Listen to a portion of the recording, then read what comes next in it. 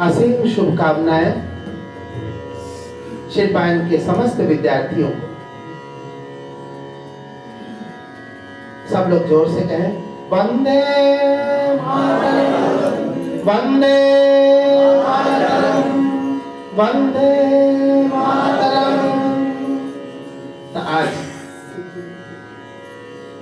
शिल्पायन संगीत सभा में जैसा कि आप देख रहे हैं, 3 कलाकार हैं, सनी कुमार, अभिषेक मौर्य और प्रियंदु मिश्रा।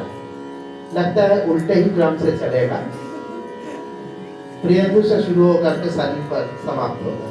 चलेगा? ठीक।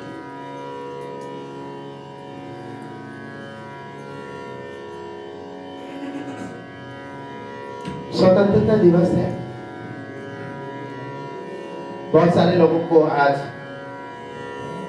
अवकाश मिलता है। ये अवकाश होता है कुछ सोचने, कुछ समझने, कुछ विचार करने के लिए। आखिर आजादी का ये महोत्सव हमारे लिए कौन सा मायने रखता है? मुझे लगता है कि हमें 2 बिंदुओं पर सोचना चाहिए आज के दिन को।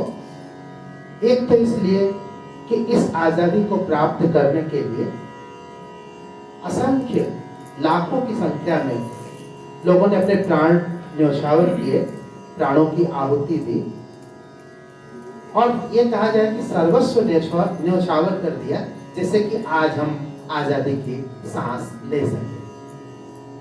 लेकिन दूसरा मायने भी कम महत्वपूर्ण नहीं है कि हम मात्र इसलिए ही महोत्सव मनावे आजादी का कि ये ऐसा दिन है जिसमें हम शहीदों का स्मरण करते हैं, पुरानी बातों को याद करते हैं और किस प्रकार से आज़ादी मिली, क्या क्या उसके दिक्कतें थी, कौन सी बातें उस समय अच्छी हुई, बुरी हुई। लेकिन हम सिर्फ इतिहास के पन्नों में झांकते हुए ही अपनी जिंदगी नहीं जी सकते।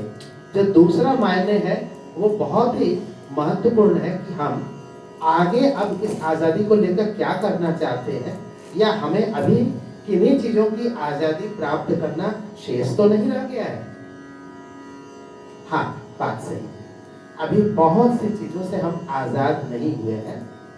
बहुत सारे बुरे ख्यालातों से हम आज़ाद नहीं हुए, बहुत सारी हमारी बुरी परंपराओं से, अंधविश्वासों से, हमारी गलत धारणाओं से, समाज में व्याप्त कुरीतियों या आपस में जो ऊंचा नीचा, छोटा बड़ा, खराब अच्छा, ये बातें फैली हुई है, जो हमारे इंसानियत को, मनुष्यता को आगे बढ़ने से बहुत ही खराब ढंग से रोके हुए हैं। और हम भारतवासी भी इसके कहीं ना कहीं शिकार हैं और हो रहे हैं। हमें आज़ादी आज बहुत चीज़ों पर प्राप्त करनी है। जो समाज की बातें वो भी अपनी जगह है, और हमारे सामने नई नई बुराइयां चुनौती के रूप में सामने आके खड़ी हो रही है। चाहे वो आर्टिफिशियल इंटेलिजेंस का हो, चाहे मोबाइल के वजह से हो, हमें थोड़ी आज़ादी इन चीज़ों से भी अब चाहिए होगी। क्योंकि जब तक मोबाइल को हमने अपनाया इंसानियत को और सुविधाजनक बनाने के लिए और कुछ चीज़ों को आसान करने के लिए, हमारे जीवन को आसान करने के लिए, हमने सोचा कि कैमरा अलग से और मोबाइल अलग से 2 अलग क्यों रखें, क्यों ना क्या मोबाइल में ही कैमरा फिट कर दिया जाए। फिर हुआ कि रिकॉर्डिंग करने के लिए, सुनने के लिए हम सीडी प्लेयर, कैसेट प्लेयर वगैरह वगैरह क्यों रखें, तो हमने उसमें मोबाइल में ही डाल दिया। सुविधाएं बढ़ती गई, बढ़ती गई, बढ़ती गई। हम सोचते थे कि हम कुछ चीज़ों से आज़ाद होते जा रहे हैं, लेकिन आज देखा जा सकता है कि हम वास्तव में कई चीज़ों से आज़ाद होते हुए भी मोबाइल के गुलाम हो गए। और अगर इस समय किसी को एक दिन भी मोबाइल से दूर कर दिया जाए तो वो इतना बेचैन हो जाता है कि जिसका कोई अंत नहीं। मतलब ये है कि अगर ये जब तक हमारे जीवन को आसान बनाने के लिए, हमारे जीवन को और अधिक आगे बढ़ाने के लिए इसका प्रयोग हो रहा था, तब तक तो कोई बात नहीं थी। लेकिन ये बात बीच में आ गई कि मोबाइल हमारे जीवन को पूरा ग्रास बना लिया है, और जिसके चलते हम इसके इतने दास बन चुके हैं कि हम उससे आज़ाद होने के लिए अब वास्तव में देखा जाए तो तड़प रहे हैं और छटपटा भी रहे हैं। आप सोचेंगे कि वास्तव में ऐसा है क्या, कि झांक के देखिएगा कहीं पर आपको भी एक बार लगता है कि हम थोड़ा वक्त बहुत जाया कर दिए। आज का दिन रात पे बैठ के आप सोचते होंगे एक बार सोते जाने से पहले कि आज बहुत ज्यादा कर दिए हैं, कल थोड़ा कम करेंगे। इसका मतलब आजाद आप भी होना चाहते हैं, क्योंकि जो समय हम मोबाइल को दे रहे हैं वो समय किस चीज का था? हम अपने परिवार के समय में से काट के दे रहे हैं।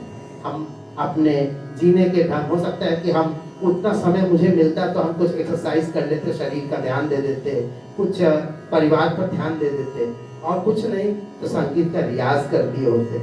रियाज का समय काट करके हमने मोबाइल को दे दिया। तो एक ये सब चुनौती इस समय बहुत ज्यादा है कि किस प्रकार से हम अपने रियाज के समय को कम न करें, आगे बढ़ने के मौकों को हम गंवाए नहीं। मैं देख रहा था कि अभी आज ही कुछ पुराने वीडियोस देख रहा था, 10-10 साल के बच्चे हमारे यहाँ पे इतना अच्छा गाते थे, अब पता नहीं क्या हो गया है। 15 साल वाले बच्चे भी अब गा नहीं पा रहे उस तरह से। आज हम जब सुनते हैं आद्या को, जब वो 8 साल की थी, लगा हुआ वीडियो, मैं लिंक भेज सकता हूँ, जयंतिका का, डालिया का, कोई 8 साल, कोई 10 साल, कोई 11 साल, शुभंकर की तो बात ही क्या है। तो इस तरह से केवल ऐसा नहीं कि मेरे बेटा बेटी, इसके अलावा और लोग भी, और पता नहीं कितने साल, उस समय जो बहुत छोटा बहुत खराब भी था, वो भी आज के अच्छों से कुछ अच्छा ही दिखाई दे रहा था। और इसका प्रमाण मिल जाता है, क्योंकि आप भले ही अपने आप को समझ लें कि मैंने अपना बहुत अच्छा गाया, बहुत अच्छा कुछ किया, लेकिन मेरे पास उसका प्रमाण है, क्योंकि मैं इतने वर्षों से सिखा रहा हूँ। मुझे समझ में आ रहा है कि अगर हमने अपने सिखाने में कोई कमी नहीं की, तो कहाँ से कमी आ गई कि अब बच्चे उस तरह से नहीं निकल रहे हैं। ऐसा नहीं है कि नहीं निकल रहे हैं, पहले 10 को सिखाते थे तो उसमें से 8 अच्छे गाने लगते थे, आज 10 को सिखाते तो 2 अच्छे गाते।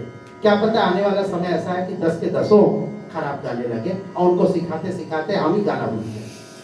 ठीक है, ये सब बातें बहुत इंपॉर्टेंट है। आप सोचते हो खुद ही, मैं केवल आपको याद दिला रहा हूँ, क्योंकि ये आज़ादी का अमृत महोत्सव के आगे हम निकल चुके हैं। पिछले साल अमृत महोत्सव था और इस साल आगे निकल चुके हैं। अगर अब हम नहीं इन चीज़ों को विचार करेंगे तो फिर आने वाली नस्ल बहुत दिक्कत में हो। और जो एक बहुत बड़ा खतरा आ रहा है, क्योंकि हम लोग किसी चीज़ में जो गुलाम होते हैं तो उसमें ये आर्टिफिशियल इंटेलिजेंस बहुत काम करता है।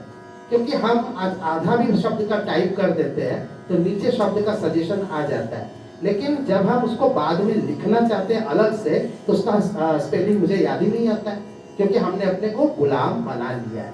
हम मोबाइल के सजेशन पर काम करते हैं, मोबाइल हमसे कहता है ये लिखो तो हम लिखते हैं।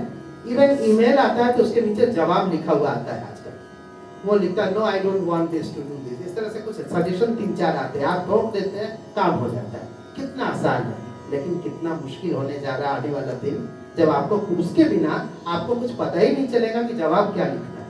तो आप एनालिसिस करने की किसी परिस्थिति को, किसी नई चीजों को समझदारी के साथ, अपने विचार कॉन्सेप्ट के साथ उसको आप विचार कर लें, उसकी अच्छाई बुराई भाग लें, यही होना मुश्किल हो गया है।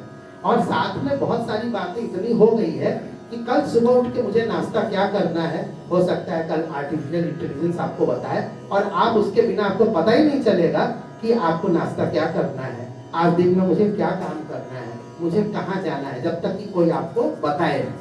तो ये आर्टिफिशियल इंटेलिजेंस आपको सुविधा देने के लिए है या आपको गुलाम बनाने के लिए? अगर ये गुलामी है तो इससे आजाद होने का संकल्प प्रण हमें ही करना पड़ेगा, कोई दूसरा आकर के हमारा काम नहीं कर सकता है।